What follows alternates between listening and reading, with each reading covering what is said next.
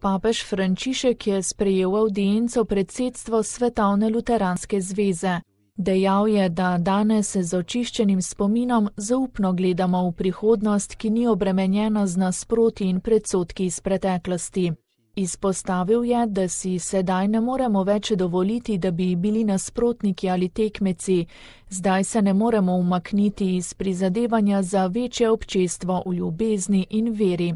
Sveti oče je spomnil na dogodke, ki so ekumensko zaznamovali obhajanje obletnice reformacije. Izpostavil je predvsem 31. oktober 2016, ko je potekala skupna molitev v Lundu, kjer je bila Svetovna luteranska zveza tudi ustanovljena. Pomembno je bilo, da smo se srečali v molitvi, je zatrdil, kajti ne iz človeških načrtov, ampak iz Božje milosti poganja in cveti dar enosti med verniki. Samo z molitvijo lahko varujemo eni druge. Molitev očiščuje, krepi, osvetljuje pot, pomaga hoditi dalje.